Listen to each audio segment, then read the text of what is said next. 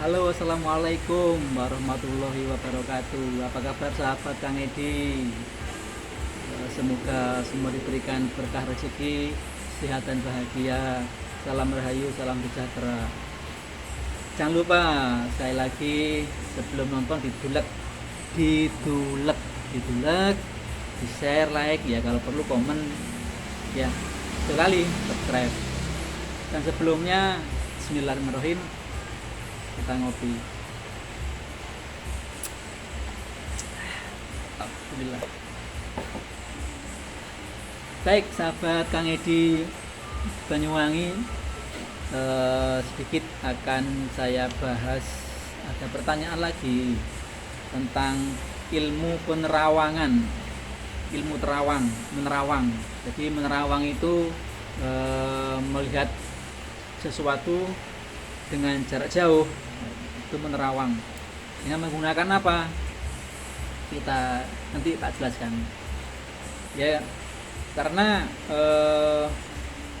viral sekali di beberapa media sosial tentang adanya penerawangan yang dilakukan oleh sahabat-sahabat spiritual, sahabat-sahabat spiritualis. Saya juga kadang juga menggunakan media sosial live untuk penerawangan. Apakah benar penerawangan itu akurat 100% atau 90% menurut Kang Edi sendiri? Jadi begini, saya sih tidak pernah menyalahkan. Monggo silakan saja selama itu memang manfaat. Sekali lagi, selama itu memang manfaat, tidak berbohong dan tidak membohongi, itu sah-sah saja. Karena pertanggungjawabannya bukan kepada manusianya. Manusianya mungkin hanya rasa malu saja. Pertanggungjawabannya adalah kepada Tuhan Yang Maha Esa, Allah Subhanahu wa Ta'ala. Karena penerawangan itu tidak bisa dilakukan sembarangan.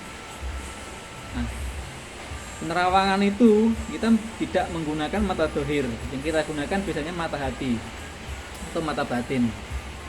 Dan mata batin ini tidak bisa difungsikan asal-asalan atau asal klik, dan digunakan volumenya berkelanjutan terus menerus, terawang begini terawang begitu. Apalagi hanya difungsikan untuk melihat sesuatu yang ada di dalam diri kita, yang notabene-nya hanya untuk membuat bangga orang yang diterawang. Kebenarannya berapa persen yaitu tergantung bagaimana Anda menyikapinya. Yang jelas saya jawab ini sesuai kapasitas saya, sesuai kemampuan saya dan pengalaman saya. Karena sekali lagi, ilmu terawangan ini tidak bisa dilakukan oleh sembarangan orang.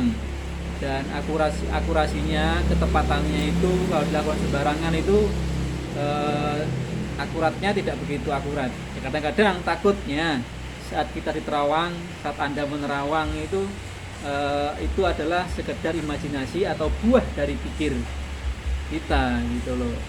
Yang mudah-mudahan buat sahabat-sahabat yang sudah menerawang itu akurasinya 99%, karena kasihan jika diterawang ternyata hanya gambaran kita sendiri.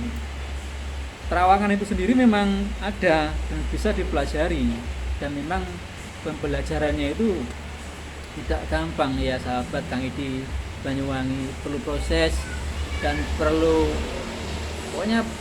banyak proses secara rohani maupun jasmani. Jadi sekali lagi, ilmu terawangan itu tidak bisa digunakan sembarangan, atau kamera atau keker itu tidak bisa digunakan sembarangan, karena dia tidak bisa diisi ulang, tidak bisa di loading lagi kalau memang digunakan secara sembarangan.